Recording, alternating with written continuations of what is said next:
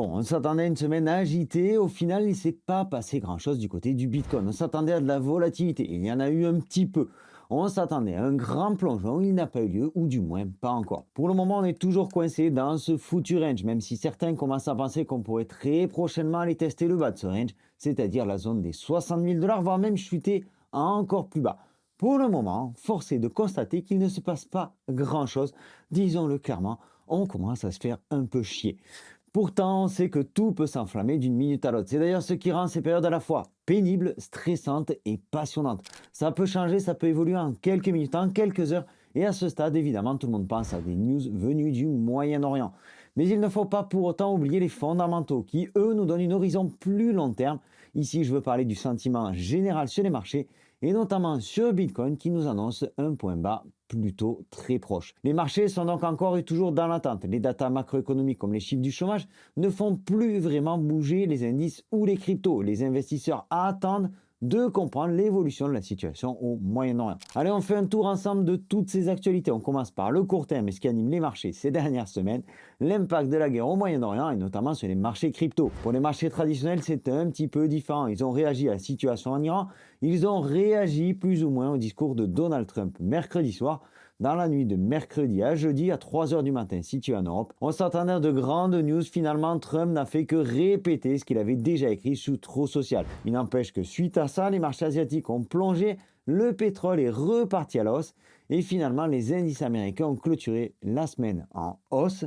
Cette semaine qui s'est terminée, je te le rappelle, jeudi soir. Tout ça, on en a déjà plus ou moins parlé sur la chaîne. Une chose qu'on n'a pas évoquée en revanche, c'est que la plupart des marchés seront encore fermés lundi pour Pâques. Donc il se pourrait qu'on reste encore pour ce week-end à rallonge dans une certaine frustration ou pas. Et là, je ne te parle pas de te goinfrer avec les œufs de Pâques pour te soulager.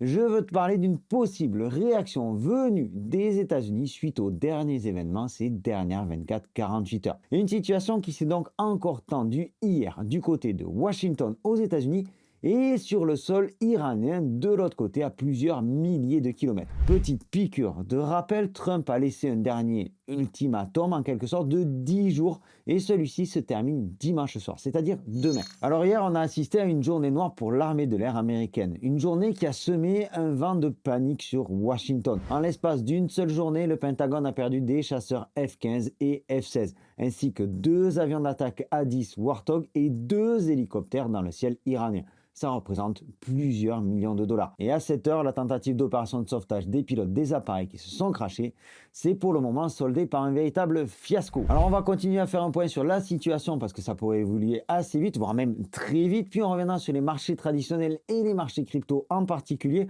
Mais avant ça, on prend juste quelques secondes et l'occasion pour moi de te souhaiter la bienvenue sur la chaîne Objectif Lune et dans cette vidéo.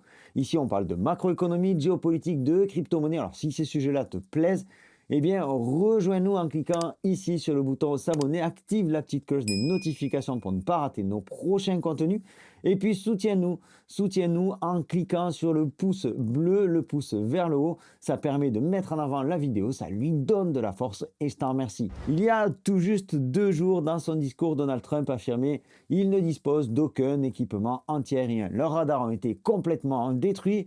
En tant que force militaire, nous sommes invincibles. » Eh bien, ça fait un petit peu tâche aujourd'hui pour une armée invincible. Et d'ailleurs, les républicains du Congrès ont commencé à critiquer les actions de Donald Trump en Iran. Alors Trump avait déjà, de son côté, commencé à faire un certain ménage.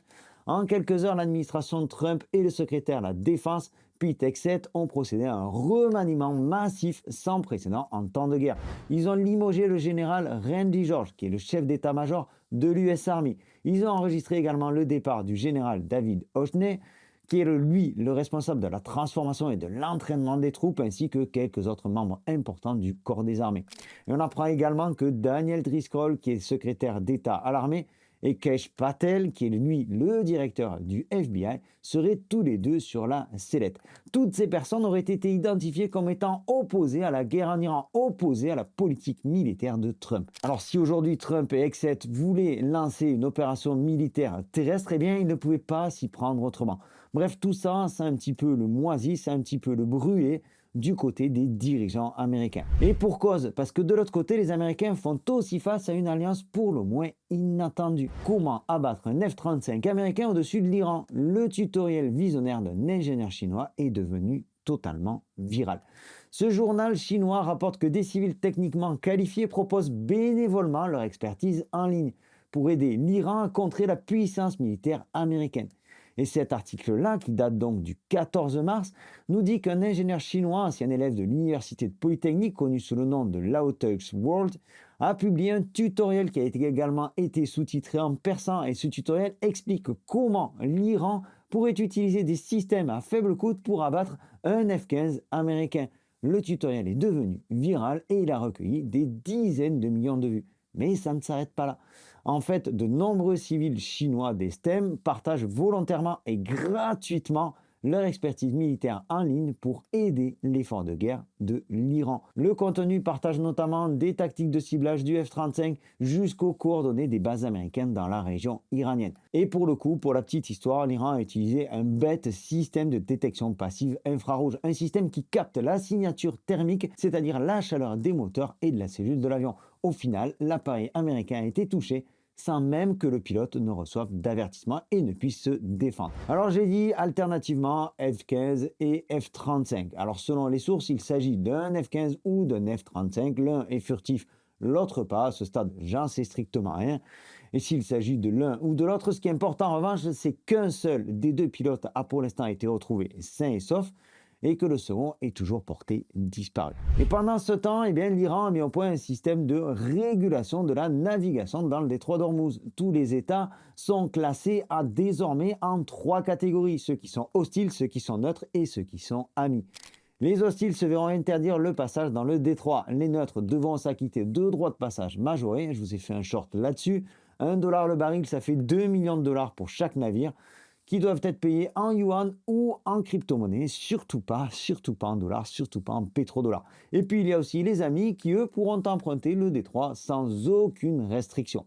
Alors plusieurs navires liés au Japon, à la France et à Oman auraient déjà traversé le détroit d'Ormuz hier soir, et ce pour la première fois depuis le début de la guerre.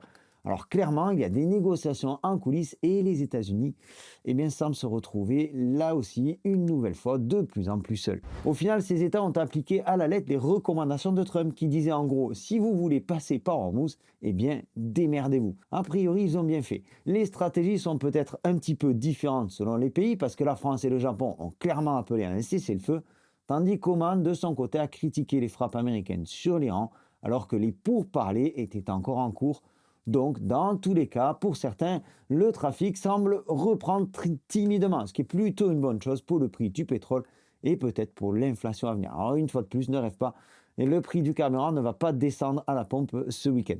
On reste prudent parce que tout ceci ne tient qu'à un fil et selon l'évolution de la situation, on peut s'attendre à un gap de cotation à l'ouverture des marchés dimanche soir ou lundi soir ou mardi après-midi, selon le marché qu'on va regarder. Toujours ce fameux week-end à rallonge qui peut poser problème dès l'ouverture. Pour clôturer le chapitre à propos de la situation géopolitique, ce matin, le président iranien Massoud Pezeshkian a lancé un appel à la communauté internationale lui demandant de juger l'Iran et les États-Unis. Il a dit que le monde juge, quelqu'un s'engage dans le dialogue et les négociations et quelqu'un se livre aujourd'hui au terrorisme. Je te laisse à tes propres conclusions. Bon, comme je te le disais, c'est surtout dans cette direction que les investisseurs regardent en ce moment. Pourtant, il y a d'autres datas importantes, que ce soit sur les marchés traditionnels comme sur les marchés crypto. Hier, le non-farm payroll a enregistré 178 000 créations d'emplois, tandis que le consensus tablait sur à peine 60 000 créations.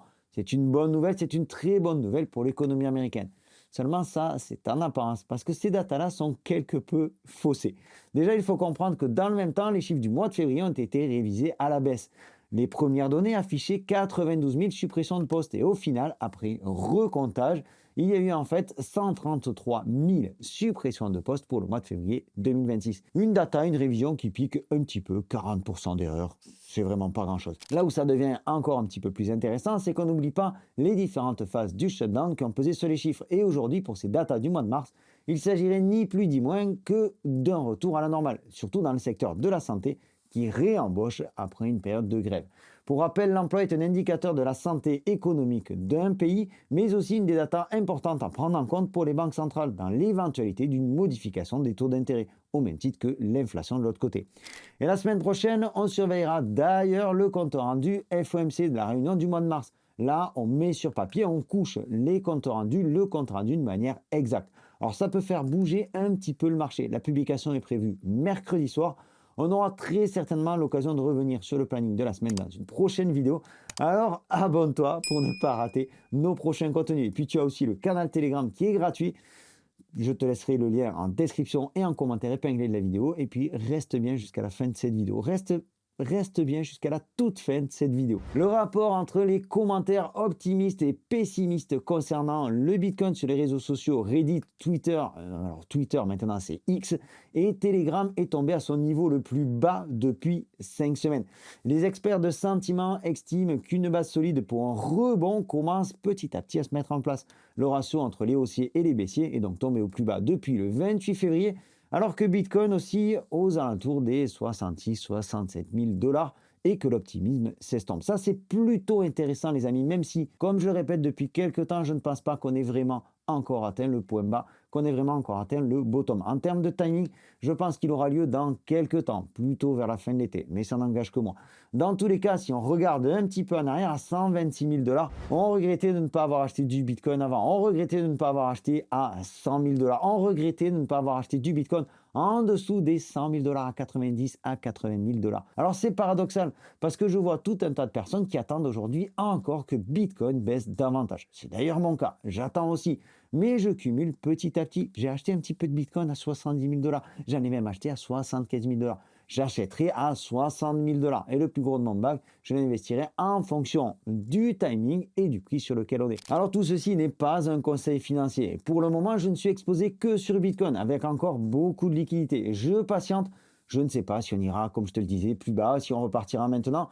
J'en doute, je pense vraiment qu'on ira encore un petit peu plus bas. On est proche d'un point bas, mais avec Bitcoin, on ne sait jamais. Et entre le prix actuel et les 40 000 $, c'est encore 30 à 40% de baisse. Donc si tu souhaites investir maintenant dans Bitcoin, il ne te faut pas oublier cette partie-là. Quoi qu'il en soit, l'idée, là, ce que je voulais te faire passer comme message, c'est que le train pourra éventuellement partir sans toi si tu attends un point encore plus bas, toujours plus bas. N'oublie pas d'où l'on vient. Et puis historiquement, un feu d'extrême, comme on le voit sur cette data, est souvent synonyme d'un rebond contrarien. Donc, attention au piège, les amis. Tu vois un petit peu la situation dans laquelle on est aujourd'hui. Du côté des ETF cette semaine, c'était pas non plus extraordinaire. On dirait que les gens sont en vacances en fait, un petit peu comme au mois d'août. On note seulement 22,43 millions d'entrées sur Bitcoin en spot et surtout seulement 9 milliards de dollars de volume. Alors oui, il manque une journée puisque le marché s'est arrêté jeudi soir, mais clairement, on sent une grosse latitude. On va se manger sur les chocolats de Pâques. Paraît que c'est bon pour le moral. Reste bien, une fois de plus, reste bien jusqu'à la fin de la vidéo. Allez, peut-être quelque chose qui va booster un petit peu le marché des cryptos, même si c'est pas pour tout de suite. Après BlackRock en 2024 et tous les autres qui ont suivi, la société Charles Schwab, qui gère 11 900 milliards de dollars d'actifs pour le compte de ses clients, prévoit de lancer le trading au comptant de Bitcoin et d'Ethereum au cours du premier semestre 2026, c'est-à-dire entre aujourd'hui et la fin du mois de juin. Le service sera offert par l'intermédiaire de Charles Schwab Premier Bank, qui permet aux clients de gérer leurs actifs crypto aux côtés d'actions et d'obligations, et tout ceci au sein d'un seul compte. Un service qui s'adresse donc au retail, une façon simple d'investir dans la crypto pour des clients fortunés qui souhaitent s'exposer donc au milieu de la crypto, au Bitcoin. Bon, il faudra peut-être attendre que le marché soit un petit peu plus sexy tout de même pour pouvoir arriver de nouveaux capitaux. Voilà, c'est tout pour aujourd'hui. On reste donc dans l'observation. On patiente, le marché semble quelque peu bloqué. La tension est maximale et surtout avec énormément d'incertitudes.